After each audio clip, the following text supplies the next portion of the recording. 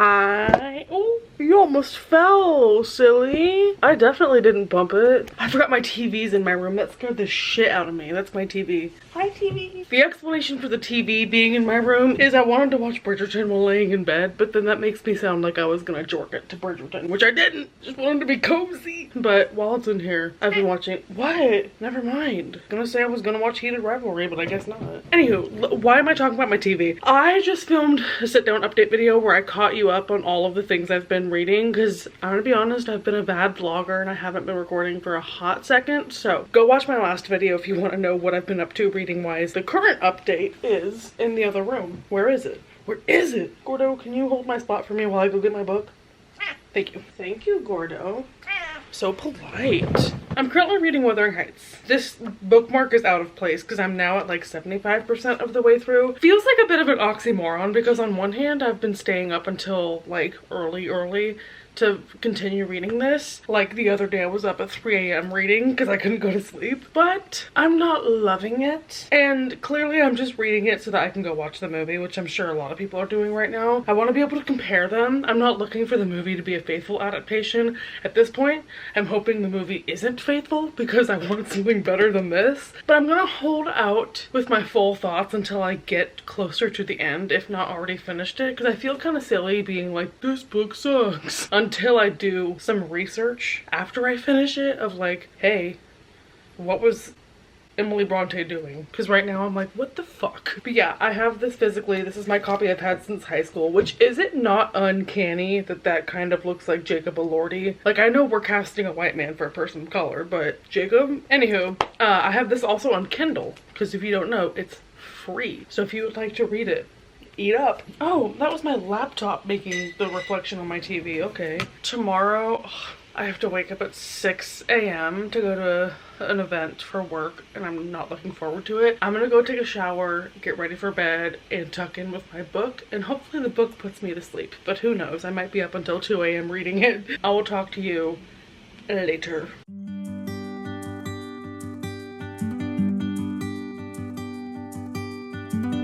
Good morning. It's 12 a.m. Time to dive back into Wuthering Heights. Hi, Gordo. Should I scoot over so you can have your corner? Oh, here's my blankie. All right, Gordo. There you go. Get comfy.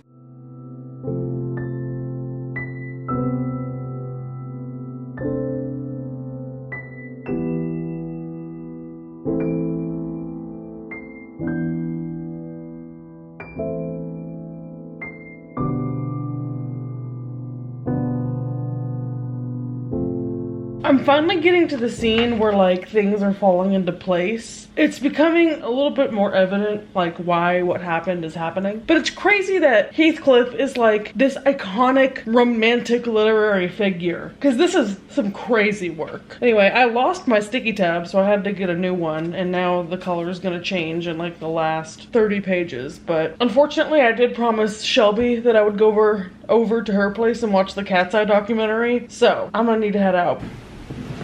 Let's discuss. So I was editing this video last night and realized it's not really that good. But it's Valentine's Day. I have since finished the last 10 pages of the book that I was on. Let me just back up and do like basically an entire segment talking about everything Wuthering Heights. My first introduction to Wuthering Heights, as I'm sure many people can relate to, was Miss Bella Swan talking about this book all the time in Twilight. So much so that when I was in high school, also as a 17-year-old trying to be Bella Swan, I purchased this copy, which this is the Classic Lines edition from Splinter. I listened to this on audiobook when I was 17.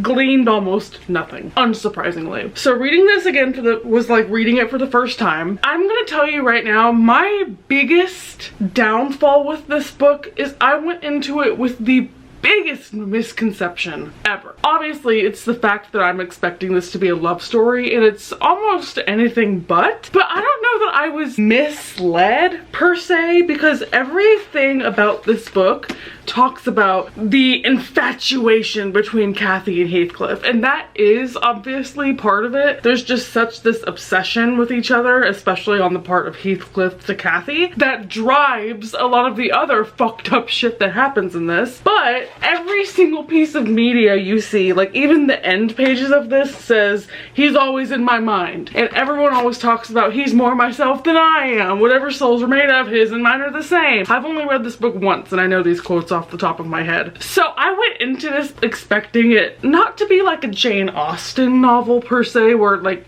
clearly there is some overt romance going on there. And I expected yearning, which we do get in like the first half, but by and large, this book was so misinterpreted by me. My understanding of this in the zeitgeist is that it's this Heathcliff is a romantic figure, and oh my god, Heathcliff, he's so sexy, which two things can be true. Heathcliff can be broody and sexy, and I feel a cat at my side. Hi, Rosie. I think the main thing that impacted my reading here is I was so wrong.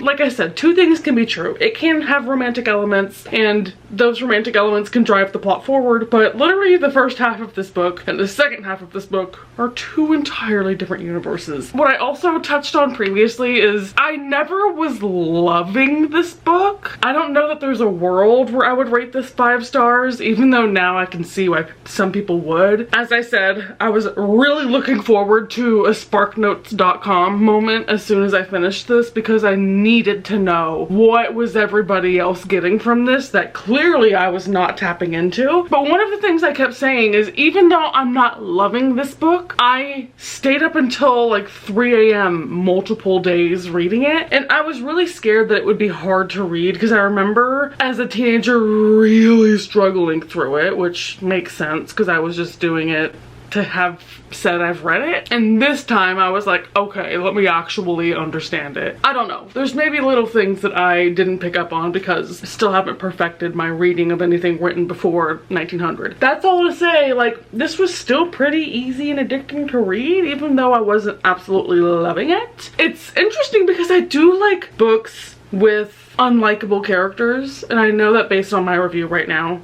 that doesn't seem like I'm telling the truth. I think the thing is though, I'm a lot more forgiving of like crazy female main characters. So like Kathy, in my head, I was like, I'm with you, girlfriend, like be crazy. But then the whole second half just being Heathcliff being crazy, I'm like, this is boring. A man being abusive, like wow. And the whole plot with how he's now impacting the children, like I get that this is kind of a generational thing where it's talking about trauma and mistreatment as a kid and places in society. I feel like the second half of this got a bit aimless, and I do like that we came all the way around where now younger Kathy, baby Kathy, is kind of breaking that generational cycle to be with Harriton.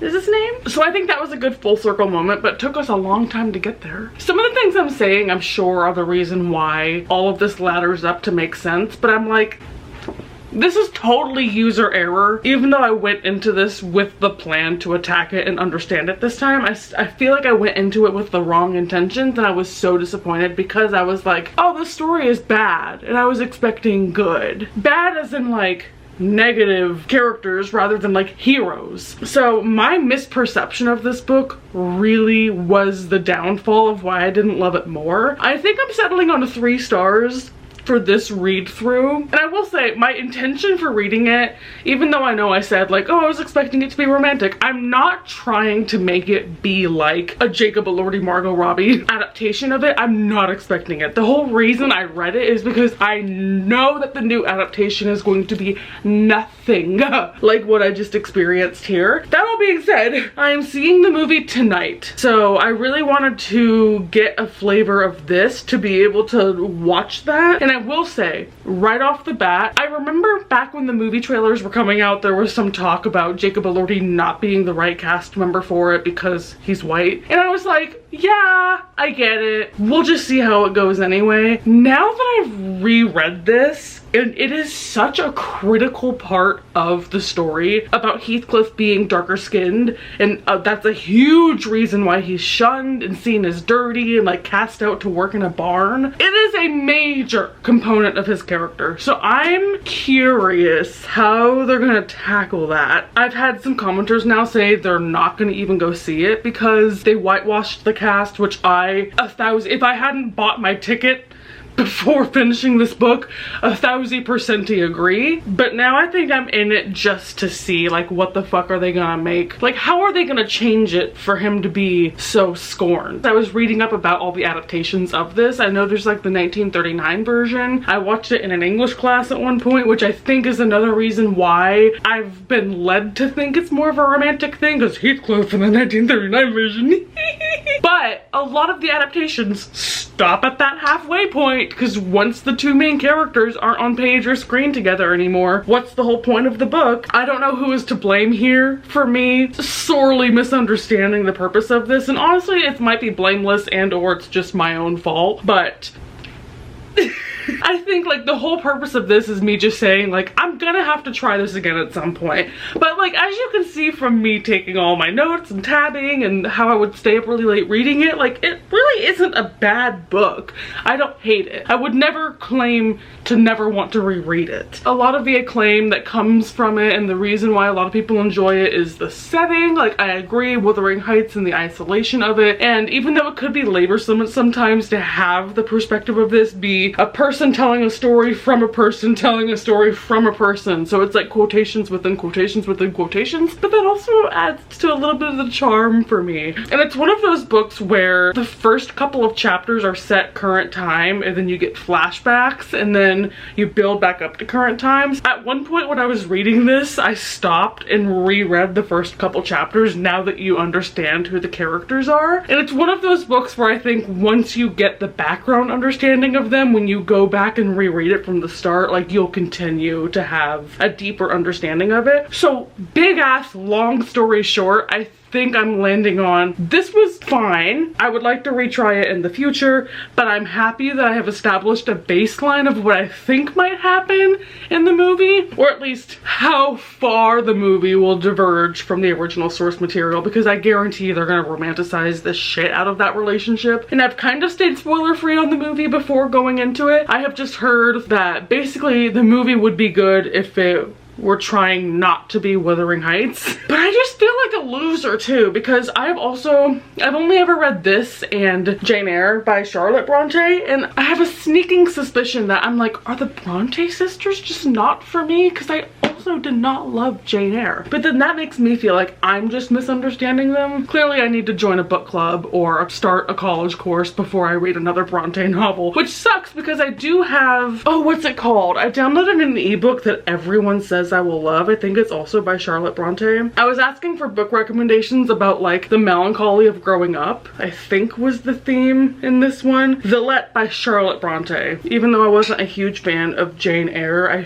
I'm hoping the Bronte sisters will have a redemption. And the whole other side of this, I know I keep trying to wrap this up and I keep talking like I'm a Midwestern mom on my porch. I was also looking at some of the bibliography, or what's that called? The biography in this at the end was talking about how Emily Bronte got sick after this, and so this was slightly autobiographical, so I'm sure there's also some details about Emily and her life kind of strewn into this that makes it more impactful. But again, I went into this so uneducated about what actually to expect and why it is the way that it is. Yeah, I'll just have to try harder next time, but I'll stop talking your ear off. I'm gonna head to the theater tonight in like 6 hours, so talk to you later once we see if the movie is gonna be a hot mess or hot. I'll let you know. I'm really struggling with how not to love this movie. I absolutely bawled my eyes out like a baby doll, like a little baby. I was not familiar with this director's work. I came into it knowing it was gonna be weird. I think the cruelty of it being so front and center, like starting out with the hanging scene and there being so many parallels between gore and sensuality. I'm gonna get really deep into it, but I feel like a simpleton a little bit, which I'm struggling right now with my internal monologue because I immediately, like, the lights came on after the movie and I was bawling and I was like, absolutely 5 stars, that killed, I loved it. As soon as I got home and read the top reviews and I read through my Discord chat and I talked to Bonnie, the reception is not a 5-star reception. My immediate response to it is, if this movie sucks, I'm a speck of dirt on the carpet, like, come vacuum me up. I feel like I need to be more critical of it, and I'm really feeling self-conscious about that because the only reaction I have to it is not that was immaculate. Like, obviously I can see the places where it diverged. It definitely leaned into being a lot sexier. Thank you, Gordo, for scratching on my tripod. But I think they really did the scenes justice with, like, the monologues and the soliloquies that were the most iconic parts of the book. I was hesitant, and this is very sexist of me, so this is me calling myself out. I was hesitant at Margot Robbie, the main character. I mean, I love Margot Robbie, but specifically for Kathy, I was like, and obviously I hold the same skepticism of Jacob Elordi as Heathcliff, as we've all been discussing. Like, hey, big part of his backstory that we're kind of literally whitewashing what's going on. In the end, I liked how they acted the characters, and so many of the reviews are saying this took a big ol' shit fat ass dump on the original, and I'm like, but how?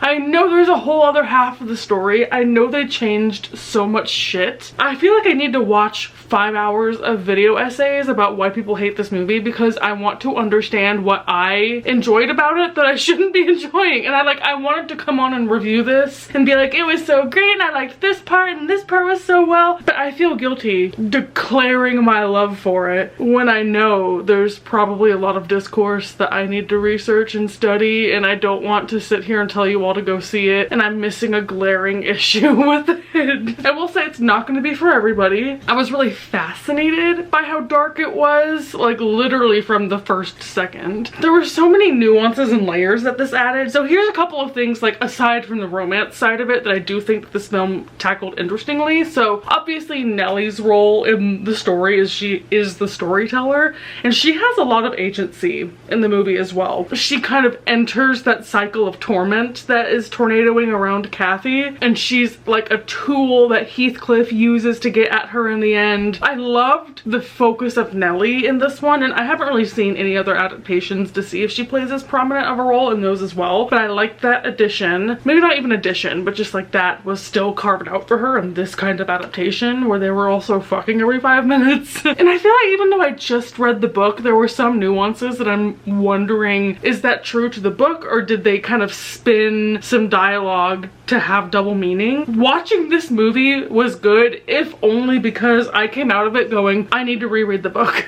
I need to re-experience that. I think it helped me open up to see the story in a different way, even if the way that it was on screen wasn't entirely truthful or faithful to the book or what Emily Bronte would have liked.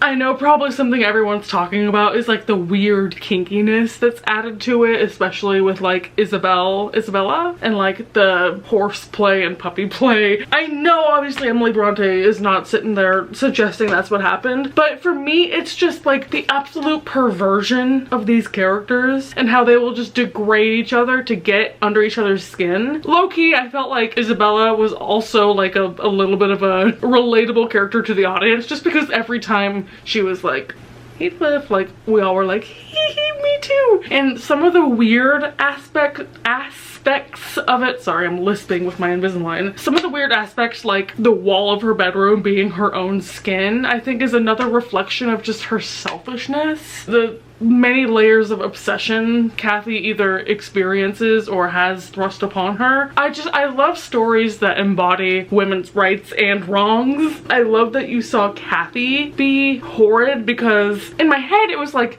Heathcliff, because he's the surviving character for the entire book, is like the worst guy. And he's the one driving all this craziness around Wuthering Heights. Which, I mean, might be unfair, because Kathy and the Earnshaws are the source of that. I don't know, I feel like it made me see Kathy as the true demon in this, and everyone else is just like revolving around her in orbit. I thought I would come on and like do a really nice and intelligent comparison and contrast and give you my full thoughts. I feel like I can't do it justice. And I feel like if I say, oh, I love it, I gave it 5 stars, I sound like a simpleton. Especially because it's just not a good look to have such a massive part of the plot changed to make Heathcliff white. Like, I can't say that enough. Ugh, my white guilt is screaming right now, I guess, is what I'm trying to say. Therefore, I'm ending this by just saying I'm conflicted. If I was a better YouTuber, I'd research it and like sit down and really think about it and journal about it and then come back to you like a scholar and an English degree holder like I am and tell you backwards and forwards what the dealio is and why I liked or didn't like it and why it was good or why it wasn't good. But I'm just here to tell you how I feel, and how I felt about this was how I felt about the movie was maybe I was the target audience for that movie if it's only for people who gravely misunderstood the book. Yeah, there's not really gonna be a high note to end this video on, so that's about it. Does everyone hate this movie? Am I an outlier? Am I stupid? People are like, this is the Colleen Hoover of the movie world. I'm like, am I not a cinematic film person? Like, I enjoy Colleen Hoover movies? I don't know. Maybe I have no taste. Do I have no taste? I'm about to have a spiraling personal crisis, so before that happens, I'll let you go. Thank you everyone for watching. Goodbye. Mwah.